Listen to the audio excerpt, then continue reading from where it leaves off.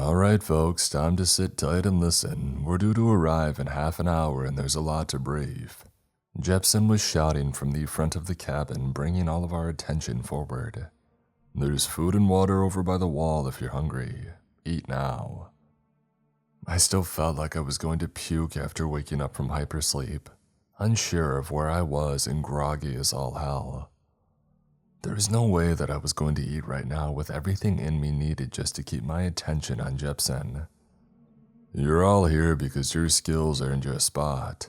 I know the big shots told you that taking this mission is like getting the goddamn golden ticket to tickle Wonka's balls. I'm gonna tell you that they offered that for a reason. Most of you ain't gonna see it. We don't know what the hell we're walking into up here, and for every single one of you to survive, I need you to be on your shit like never before. Jepson was already laying in, spit flying from his lips as he shouted for all of us to hear. I scanned the cabin, counting 10 of us in total, all suited up, standing by. Look, I'm not usually one to come out of retirement, but when they approached me a few weeks ago offering what Jepson said essentially, I couldn't say no.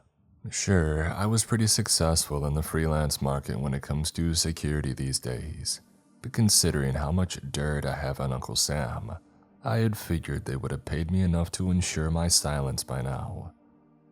Guess it all took was the right people needing my skills, along with these other saps in here. All of us definitely fit a stereotype.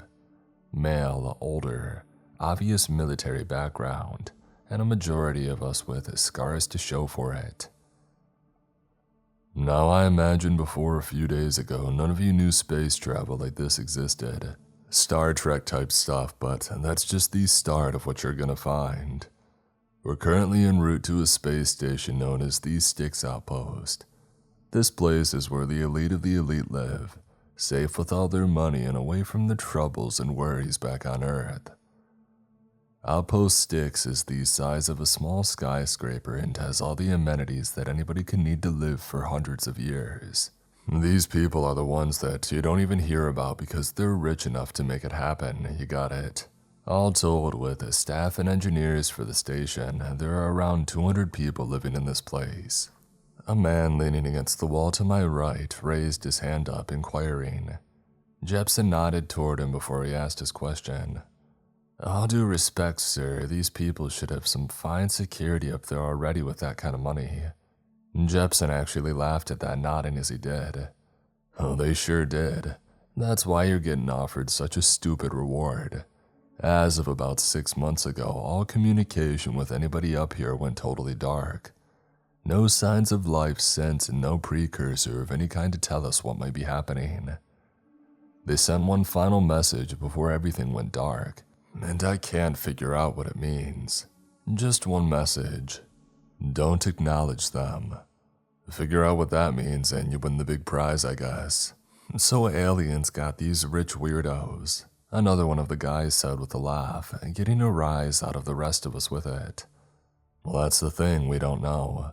A supply ship came up a couple of months back for a scheduled delivery. No word from them since. Everything that comes up here ends up going radio silent the moment they step onto that outpost. Jepson mentioned, continuing on. Now, considering our surroundings, we can't go in here with regular munitions. You've been issued a new prototype gun, shoots out small electric bursts that are enough to paralyze most humans on contact. Use it wisely or... He was cut off by somebody from the cockpit, a nervous voice cackling over the loudspeaker. You guys, you might want to see this. Sorry to interrupt, Jepson. It's important. Shutters on the window to my right began to open, revealing the empty void separated from us by thick plastic made to withstand a total lack of atmosphere. Far in the distance, the sun was blazing, providing heat and light to an entire solar system. All I could think about was sitting up in a nice cabin back on Earth, wasting my days away in quiet where all this could never find me again. Soon, I hope. Breath caught in my throat as the problem quickly floated past our window. A girl, probably no older than 15, floating aimlessly through the cosmos, at the mercy of whatever force pushed her out into the cold empty. Her eyes stared lifelessly ahead, a permanent state of panic frozen into them by whatever brought her here. Jesus, all right, Jepson swore. Beyond our ship in the direction the girl was floating from, a small, sleek-looking structure was floating in orbit. Styx loomed. Not a single sign of life stirring through the massive windows hiding its inhabitants. Jepson spoke up once more. All told, we're here to find out what the hell happened, rescue any survivors and get the hell back home. Understood, folks? Everyone sort of murmured in agreement, all of us still transfixed on the girl floating past us in space. It was so eerie, floating by at a relatively fast speed, yet everything about her was still. Not a single strand of hair waving as she glided by, ghost-like in the raw sunlight filtering by.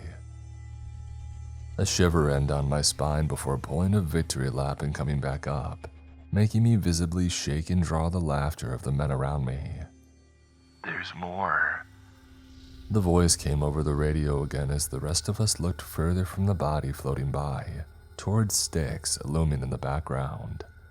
It was hard to distinguish them against the vast darkness of space beyond, but eventually I counted out around 10 or 11 bodies floating through space, all orbiting around these Styx like they were waiting to be let in. Well, that's creepy. A soldier next to me, a big guy with some of the worst brown hair dye I've ever seen, was whispering. I grunted in agreement as the pilot began giving us instructions for offboarding. I zoned out, just filing in behind the other guys to exit through the airlock when we connected. The bolt rifle that they gave us was light, almost too light. I felt like I was walking into some unknown hell armed with a Nerf gun. All right, gentlemen. Jepson continued again, looking at all of us as he stood in front of the airlock. If you see anything suspicious, alert the others. Do not react in any way to draw attention. We're not sure what happened up here, but those bodies outside aren't a sign of welcome. Make it back here alive. Sir, the 10 of us said in unison, programming kicking in from the old days. This was nothing like the deserts of the Middle East, thank God. But at this point, a little warm sun would be a blessing. A loud hiss drew me back to the present, the hatch before us opening to a brightly lit hallway. White paneling was almost blinding, the LED lights above flickering off and almost immediately giving me a headache from the buzz. Only the first couple of segments of the hall were lit though, with everything beyond it swallowed by darkness the further that it went. All of us took a moment, making peace with whatever we believed in, and then stepped in. I don't think that I've ever felt a stillness like I do here. Everything was quiet, but not peaceful. There was discord, like when you know that the absence of any sound means trouble. Like someone's trying not to get caught doing something bad. My stomach is already turning knowing that we're in way over our heads before we even get 10 feet into this place. No choice though, we have to keep moving. We keep pace down the hallway, turning on flashlights as the station gives way to darkness. Before long though, we're introduced to a central atrium, like one huge town square practically that everything branches off from in here. I could see signs for small businesses, restaurants, shopping. Another sign that pointed towards a spa area, entertainment, and yet another that had lodging and admin written on it in big letters, each with their own little hallway that split off.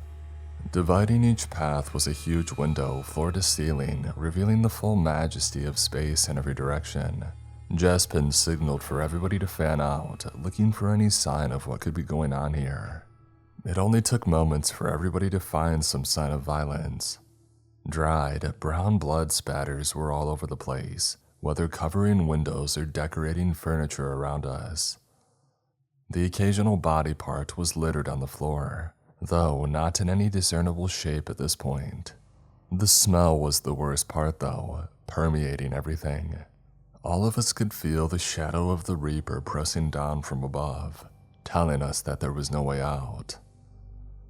I almost gagged when I passed by a couch just to find a body on it, eyes torn from sockets as it lay there, hands still clawing to try and stop seeing whatever was there. A scream came tearing through the entertainment wing, turning all of us to ice sculptures as it pierced our ears. All of us could just look at each other, unsure of what to think of the noise. It sounded vaguely female, but the amount of raging grief that was in it. I've heard that in a few places, usually surrounded by the sounds of bombs and gunfire, and it's never a good thing. Jepson gave the signal, all of us following him down the entertainment wing at a brisk pace, trying to keep as quiet as possible while still getting there to find any sign of whatever that was. We only got more questions upon reaching the entertainment center though. A door to our right was swinging open and closed on squeaky hinges. Jepson went to it first, putting a foot in the way before slowly stepping through the door, catching and stepping back as soon as he had spotted what was inside. A moment later, I understood why, catching a stench that I had learned all too much about in my time on the front lines. There was death in that room. "Get out, get out, get out!" A voice was whispering loudly from behind us. I turned to see a younger man, probably in his mid-20s, starting to get louder as he shouts, "You're going to bring them back. They just finally left me alone. Get out!" He was ranting and raving as one of the soldiers began to approach him, raising a hand to try and get him to calm down at least the tiniest bit. All of us gripped our guns a little tighter as he stopped suddenly, eyes darting between us and something up above, hidden in the air ducts. "You idiots. Bunch of idiots. It came back." Only seconds passed before he was torn apart before our eyes, seemingly from the inside. I saw his jaw pulled down by nothing, ripped from his skull with tendons tearing as it stretched. Blood spewed as his screams grew louder, making all of us run cold. A couple of guys raised their guns to him, though Jepson held a hand out to stop them. Seconds. While his jaw was being pulled off, he was being stretched in every direction, like some messed up zombie movie where they just pulled at the body until everybody gets their meal, until he was dead. "The hell did that?" a soldier whispered. The rest of us were thinking the same thing, but Jepson made the call then and there to move everybody out, motioning us back to the door that we came through, all the way to the center of the station. "There's about 10 bodies right inside that doorway in the same situation," Jepson mentioned as we walked, motioning back to the door that was still swinging ominously.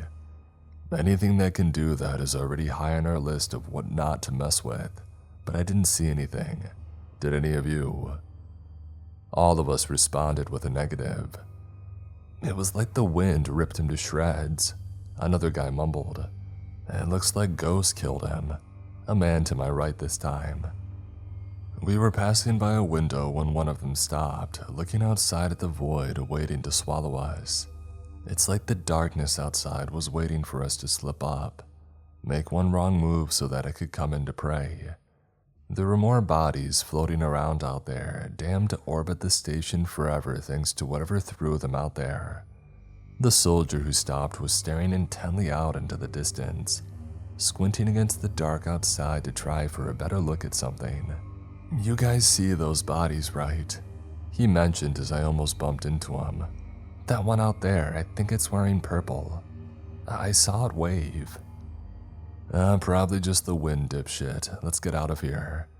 A guy to my left named Stent spat, muscling by.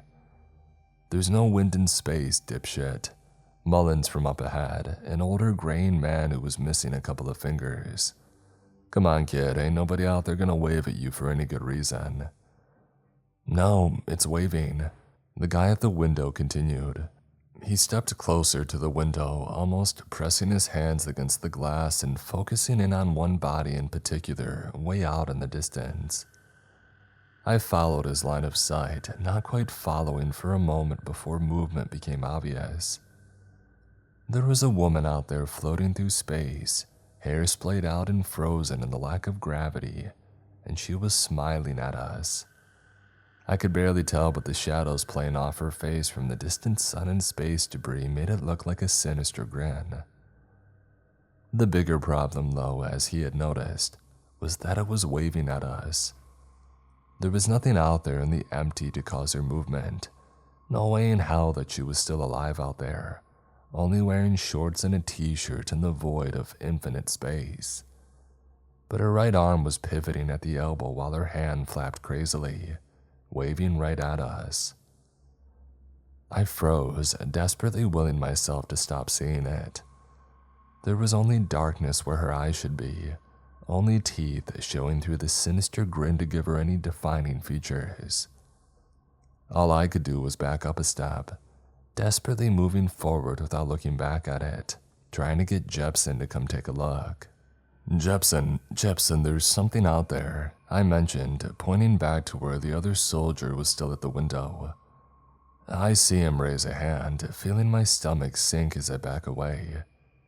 He starts shouting, "Hey, she's alive! There's somebody alive out there!" He waves back to the woman, motioning at her to come closer. "Hey, can you hear me? We'll get you back inside." From where I'm at in the hallway, I can see her right outside the window now. There's no way that any human could close the gap between where she was and right outside that fast, much less while orbiting in space. That was the least concern now though, because she's still furiously waving, now banging on the window and shouting at her that will get her help. She reaches through the thick glass of the window like there's nothing there, grabbing on tight to him in an embrace. He looks surprised, but only has moments to feel it before she takes hold, pulling him back out through the solid window to be with her. As soon as she was there, she's gone, leaving him partially floating outside the window as the bottom half of his body slides to the ground on our side, severed by the solid wall between. A couple of guys around him start pounding on the window, trying to find a way to get him back in, but it's all hopeless. The blood coming from his severed torso is boiling as it hits the vacuum of space, with irreparable damage already wreaking havoc on his lungs and inner organs. Every bit of the water in his body is boiling into evaporation all at once, with the more exposed organs going quickly first. There's barely time to register the fear in his eyes before they bubble away, sizzling silently in the void as they record their final images into his brain, soon to join them on the outside. Stop paying attention to them. A voice cut over the loudspeaker above us, giving a hard jolt to everybody after the horror that we had just witnessed. If you acknowledge them, you're going to die. And who the hell are you?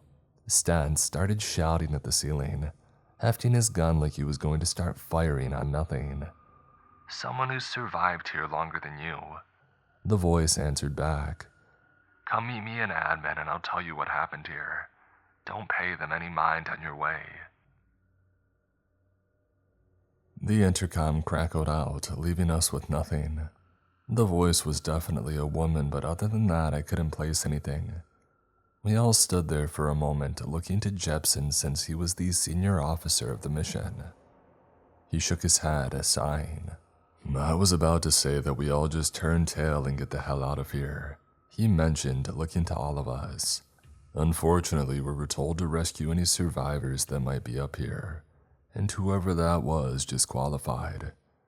We're going to admin. If you're too chicken shit, I ain't gonna blame you, but go back to the ship. Last thing we need is another situation like Gates back there. Sir, all of us said, some more uncertain than others. I saw 3 of the remaining guys leave, making their way down the long flickering hallway back to the ship.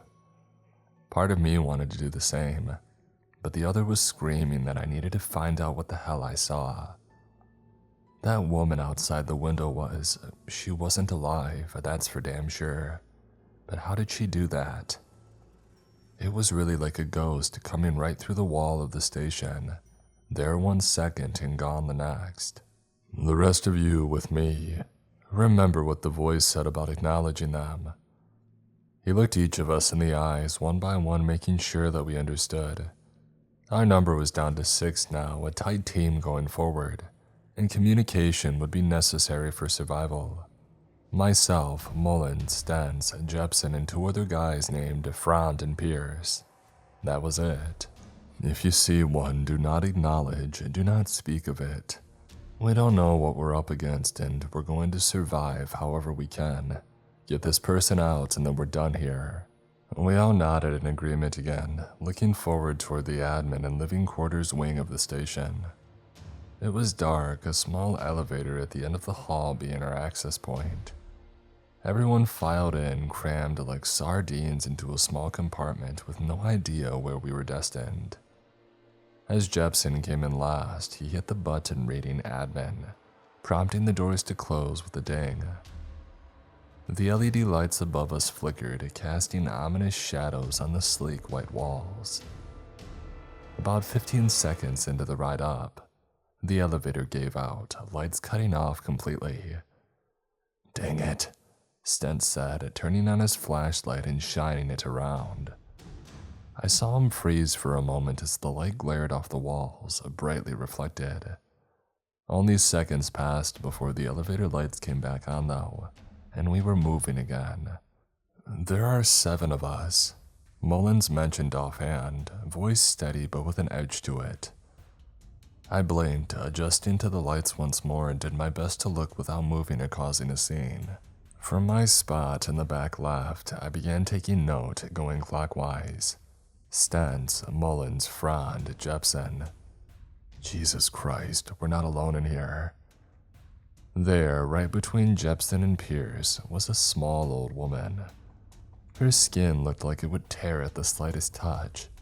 Dark veins showing through against bones and atrophied muscles. A gaunt face framed by wild gray hair, she was missing her eyes just like the other one floating around outside. We all froze, making no note of the new party members standing around us, all desperately trying to ignore her to the best of our abilities as the elevator rose further. I could see it in the eyes of the others too. Jepson looked ready to crawl out of his damn skin, standing right next to the old hag. Every second of this elevator ride stretched on for years, feeling like we would never be free. My breathing, despite every effort to keep it steady, began coming out in shaky gasps. The tight confines of the elevator were getting to me, and knowing that death was creeping just inches away didn't help anything. Once the door opens, you file out slow and do not look back once we're out. Understood? Jepson said, all of us giving an affirmative. The hag was just standing there, a low whisper coming from her, but it was too low to be intelligible. The lights flickered again, but not quite going out, but still casting eerie shadows over all of us. The door dinged once more, opening wide into a small white hallway. I could feel the tension in my chest as I shuffled past when my turn came, doing my best to not brush against the old woman or pay her any mind. I don't know that I've ever felt more free than walking out of those doors. We just kept moving down the hall, not daring to look back at the still open elevator behind us. I could hear the doors slide close, or at least they start to, before something stops them, opening them back up. It continues like this every few seconds, something keeping the elevator up here and open. Was it the hag? Is she moving out after us? Oh God, she could be right behind me right now and I can't even confirm without getting killed. Deep breaths, you're almost there. Have you seen my son? The voice came from right next to me. Old, raspy, like the speaker hadn't touched water in years. I swear if I didn't have enough discipline to keep my eyes forward, I would be dead. Fortunately for me, someone else didn't have the same resistances that I did. Son of a... Stents barely got the words out before I could hear a pulse firing from his gun, barely scraping my shoulder as they went flying by. The idiot acknowledged it. Warm blood covered me as he was ripped apart, head flying forward down the hall in front of us. I flinched as the spray of life force drenched my back, squinting to keep it from getting in my eyes. Stents was gone before his head was able to even hit the ground, fear in his disembodied eyes ahead of us. We keep moving though, not much else that we have a choice in doing, just pushing further down the hall toward the admin sign at the end. There were various doorways all around us, open for meeting rooms, conferences, or just general presentations, I guess. Not that they were being used for that now. It looked like some of them had been abandoned mid-use with projectors still running and computers on tables. There's no telling how long they had been like this for, but it was like an eerie snapshot of a time right before disaster. A small shadow ran through one of the doors as we passed by, getting a reaction out of Pierce and Mullins. Our numbers dropped by 2 as something unseen rips them into the door on either side, separating limb from torso and dragging them into the darkness beyond. Just the slightest interaction with it, the barest sign of acknowledgement, and these things would pounce on us like we were freshly prepared food placed in front of a starving prisoner. A child's laughter echoed from the rooms around, sending a new shiver of terror down my spine. I felt like my feet were anchored to the ground by lightning for a moment, before I forced myself forward again, desperately clawing further along into this hell. Jepson, Frown, and I were all that was left, moving through the hallway and following the admin signs. The design of this place was Kubrickian, just nearly endless halls twisting with rooms full of hell on either side. I think they know that we're here. They must know that whatever veil between us and them is more likely to let them through right now. Screams echo through the hallways, intermixed with laughter and shouts. They're trying to break us, make us react. Our lighthouse in the storm was finally ahead. At the end of this labyrinth of halls was a small office room, windows plastered off with what looked like aluminum foil and electrical tape. It reminded me of those conspiracy theorists that you would see in videos back in the 90s, thinking that everybody was trying to read their minds with microwaves and shit. The door opened as we got closer, safety beckoning us in. As we ran through, I caught sight of our savior, a woman probably in her mid-20s with ratty brown hair and thick glasses. She stood back while we all crashed through the doorway, desperately throwing ourselves against the wall in relief of a safe place, or what we hoped was a safe place at least. The woman closed the door behind us, sizing us all up and reaching toward a gun on the table. Television monitors flickered from the corner desk nearby, switching between security feeds. It was hard to find a screen that didn't feature a couple of dead, mangled bodies every time it switched views. Some areas featuring mass piles of corpses that were well on their way to rotting. What the hell happened here? Jepson got out before she could say anything to us. She practically chuckled at that though, sitting on the table and staring us down instead. The damn ghost killed everyone. What's it look like? She spat back. The hell they send you idiots up here to die for? Well, we were sent to rescue any survivors that were up here. I'm guessing you're it, I asked, taking a step forward. All she did was study me, gazing up and down. I saw her eyes stop where my weapons were, both the knife in my belt and rifle at my side, taking note of the best way to get them from me. She was a survivor for sure. Only people on this shit show deserving of rescue died a long time ago. You know where you are, right? What they sent you up here for? She asked again, still sizing up all of us. I moved to the window, tracing my fingers along the long overlapping rows of electrical tape and aluminum covering the entire frame. She comes over to smack my hand away. They like staring in windows, don't mess with that. So what the hell are they? Frown asked again, sitting back against the wall and closing his eyes. Ghosts, that's all I've got. She shrugged again, sitting back on the table and pulling out a small notebook, jotting down words with a pen driven through the spiral coil. All right, I said, holding a hand up.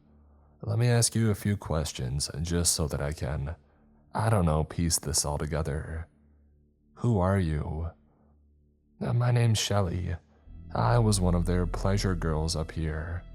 She replies, looking over her notebook at me. How long have you been up here, Shelly? I respond, leaning back against the wall. Since I was 8. She says it so casually that it took me by surprise. You were a pleasure girl at 8. Jesus Christ. Frown shook his head, Jepson looking like his eyes were going to pop out. Oh honey, that's not the worst they did up here. 17 years and I've seen plenty. She was chuckling at this point despite our horror. The people up here, they didn't see themselves as people. They were gods, richer than you could ever imagine. So, you've been here 17 years. When did all of this start? I asked, trying to keep on track and get my wits about me. My sympathy for the ones that lived up here was already pretty low, but now it's all about getting my butt back to Earth. The first one started maybe a year ago. Some of the older residents talking about people that weren't there. And then they eventually started appearing to more and more people all around the station. Every time somebody took notice of one, that was it. Dead on the spot. Shelly was rambling now. I gotta say it's nice to have real people to talk to again. I was getting a little cooped up. Anyway, yeah, people started dying when they noticed the things, even floating outside the station. There were a lot of bodies outside the station just floating through space. All of those were ghosts. Frown spoke now. Oh heavens no, most of those were living people at one time. You see, when people start getting ripped up by ghosts appearing, the others around kind of start losing their minds. Start shooting people out of the airlock as some kind of sacrifice to save themselves. Not that it worked, mind you. Shelly replied, chuckling again. No, most of them realized before long that they were all damned. It was a matter of who could pretend that they weren't there the best. They called for help too, had some experts come up. All of this was hurting my head. Over a year of shit like this going down and nobody thought to get the hell out of here. Not that they sound like normal, rational people by any means, but still. It feels like an obvious case of knowing when the hell to get out of a place when you're going to die. She continued talking. They tried doing some kind of exorcism, a couple of little rituals to cleanse the station and all. Poor idiots got torn apart piece by piece. I think the ghosts made sure that they would stay alive to feel the pain. Only time I've seen them last that long.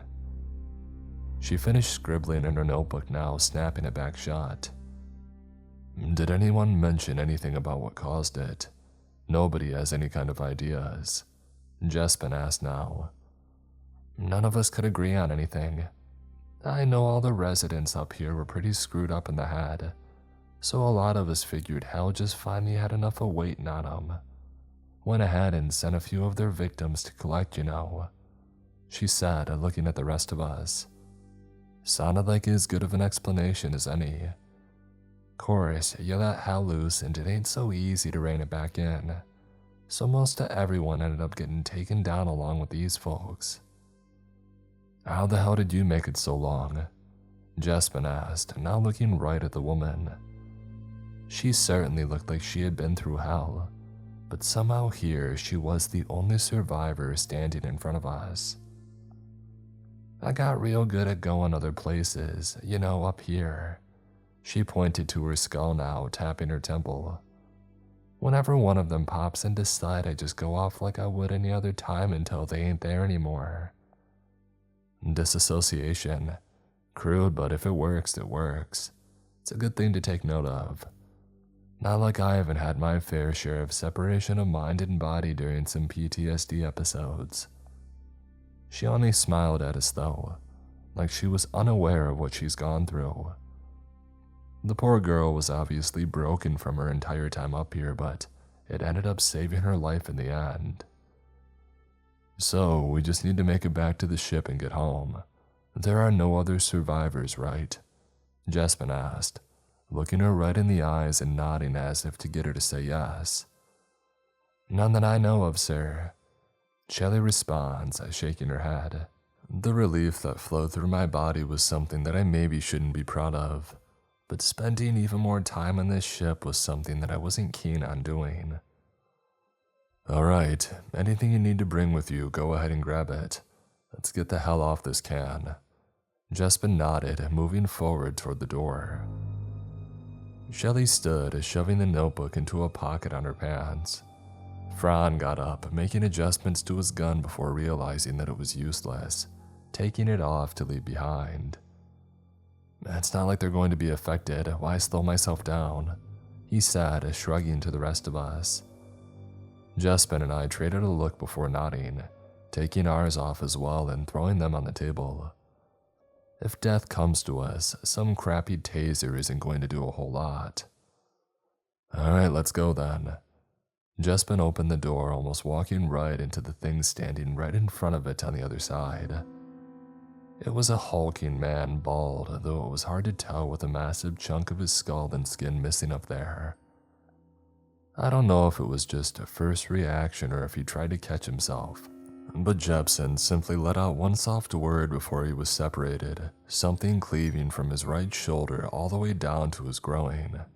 Shit. His body fell in a crumple. Maybe the spirit that had did it was satisfied with his kill, because it disappeared within moments after the body collapsed.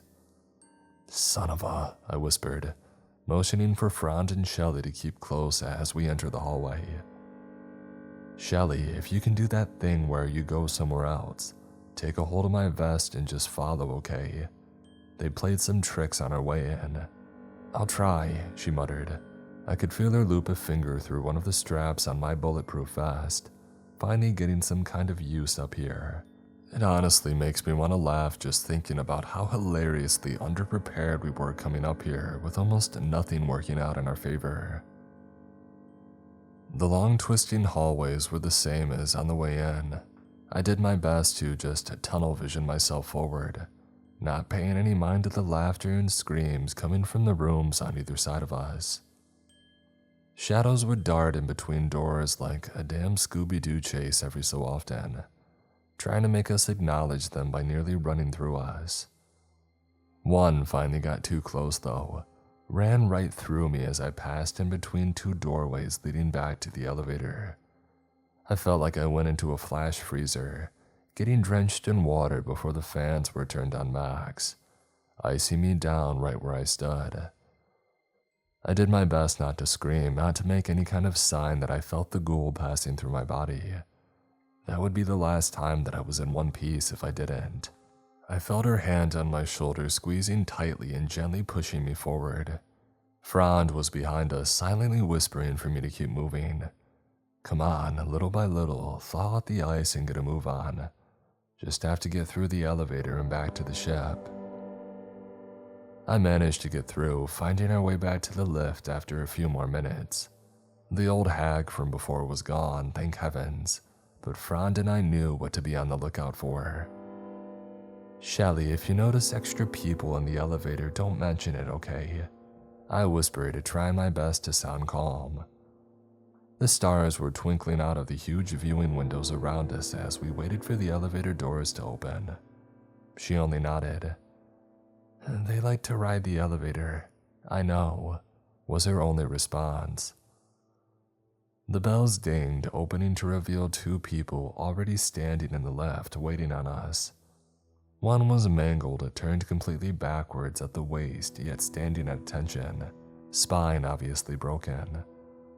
The second looked like his neck had been yanked by a rope while he was falling at hundreds of miles an hour, barely hanging on and grotesquely stretched out. I could hear Frown hold his breath a little, but I simply stared straight ahead. Go somewhere else, anywhere else, and just get on the damned elevator. I stepped in, breathing in a stench of rotten death as I passed near them. Shelly followed, eyes distant and unseeing of what was in front of us. Frown was struggling though. He was stiff moving forward, trying his best to ignore the shadows of violent end standing right in front of us, but unable to reconcile it in his scared mind. He began muttering a prayer under his breath, pleading with the gods somewhere back on Earth or further out into the heavens to save him. He made it in regardless, and I managed to push the button for the central atrium. We just have to play it cool. Close your eyes until the bell rings and we can step out of the lift. No problem. As my eyes close, the sleek white of the doors in front of me fades, a dark emptiness taking over. It's almost freeing to not have to worry about what I might see when I open them again. Maybe I can just keep them closed the entire way back to the ship. Oh, pardon, do you know when the train arrives? A voice in my ear brings me back to the present. My eyes remain closed, breath catching in my throat as I try to determine it. Not female, definitely not Shelly, and Frown wouldn't be asking some nonsense like this. Hell, the voice sounded like 1,000 broken fingernails scraping across a gravel path, not like anyone living. I should open my eyes just to check and make sure that everybody else is okay. No, don't open them. Don't dare open your eyes. It's those things that were waiting in here, trying to see if I'll acknowledge them. Even opening my eyes might be taken as a sign. Just keep them closed, straight ahead, and listen for the doors. The door dings. I walk as fast as I can along the hall without missing a beat. Finally out of the elevator, I open my eyes to see that Shelly is still holding onto my vest while Frown is dry heaving against the wall nearby. Through the darkness of the hall that the central atrium looms ahead, our last obstacle before finally reaching the way home. It was empty before. I'm trying to keep my shit together the best I can, but I want to scream just looking at the entrance to the atrium. It's a straight shot through to get to the ship. Probably 200 bodies packed shoulder to shoulder in there, all just milling about aimlessly. Soft whispers floated our way over the crowd, nonsense by the time they reached us. These were all phantoms, and if we paid the slightest bit of attention to any of them, we would join them. Frowned. I think Frown just kind of broke when he saw that many. I can't blame him, really. They ran the entire spectrum of man, woman, child, old, young, all suffering some gruesome affliction that put them here. Broken limbs, some completely dismembered or barely hanging on to the original body. They were common throughout the room. Some were missing huge parts of their head, brain matter spilling out. That was just what I could see from here.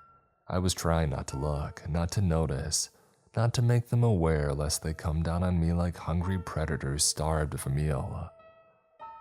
Shelly's hand gripped my shoulder once more, nails digging in under the vest as her anxiety heightened.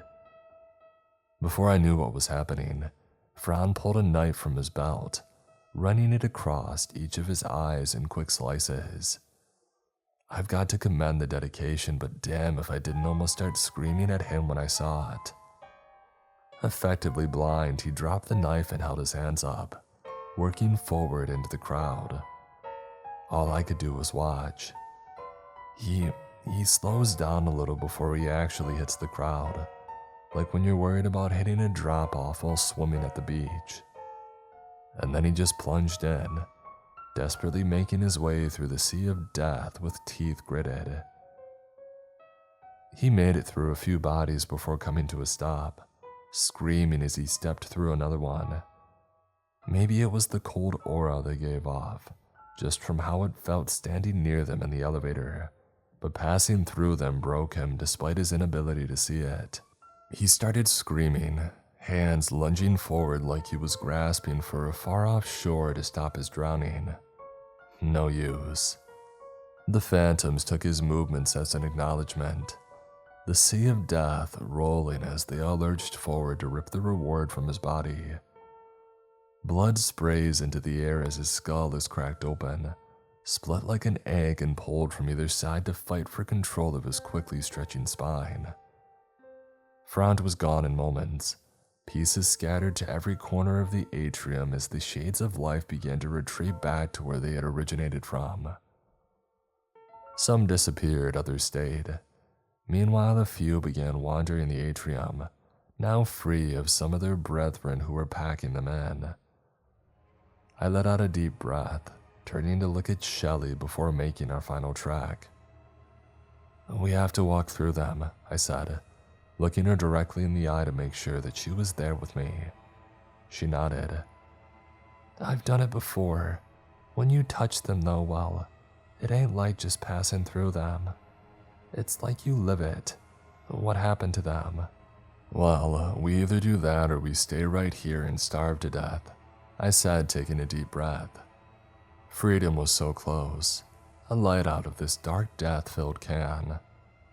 All that's standing between us and that ship is a sea of the dead, and goddamn it, I'm gonna cross it. I look at her, giving a nod that she returns. Time to go.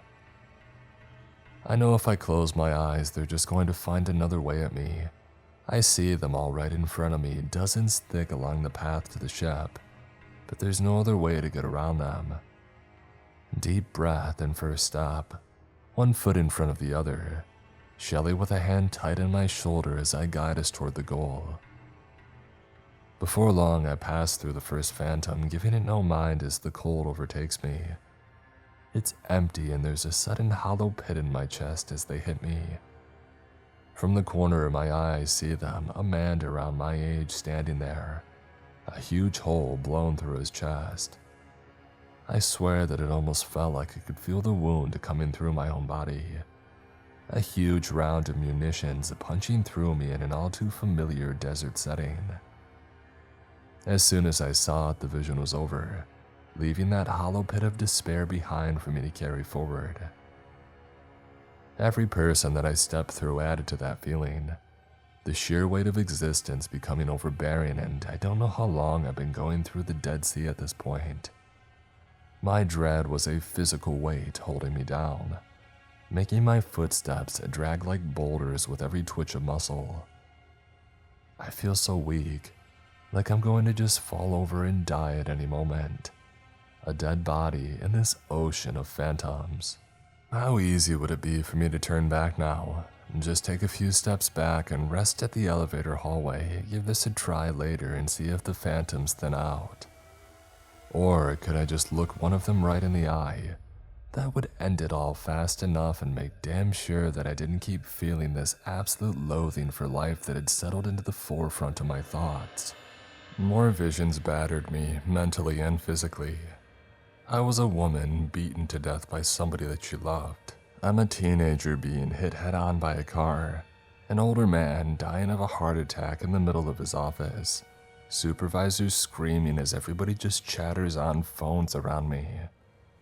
Boom, a shot to the head from an overeager hunter ends my life. Just 12 years old.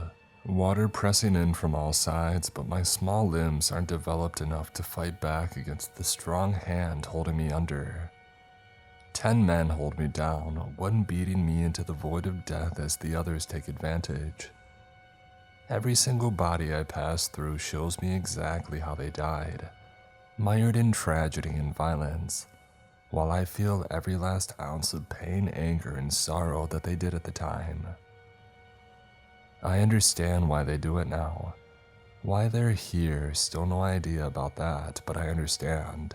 When someone you know goes through all this violence on the way out, all you want is for someone to notice, to say something, just one person to step in and stop what's happening.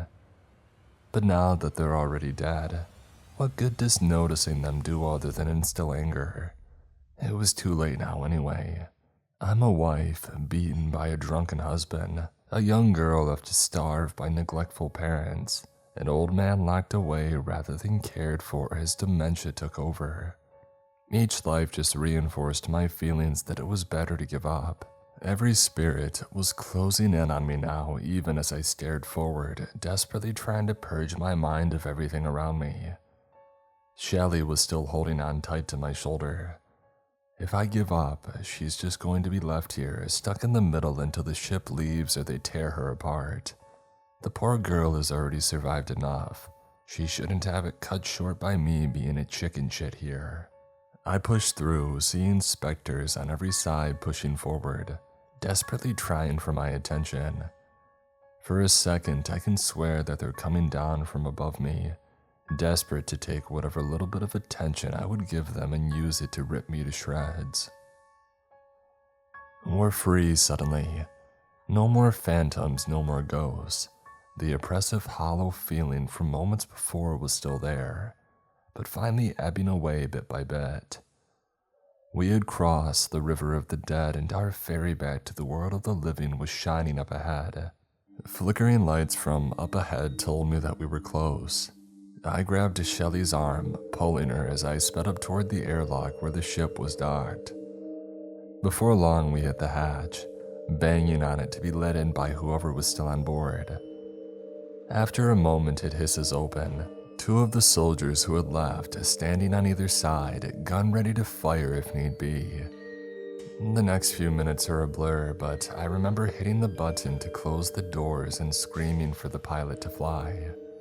The remaining soldiers had plenty of questions about where the others were, but I told them that we just needed to get the hell out of here.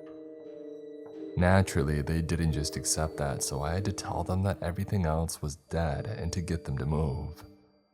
They sat back here comfortable while I saw everybody get ripped to shreds, and then they had the audacity to question if I was telling the truth.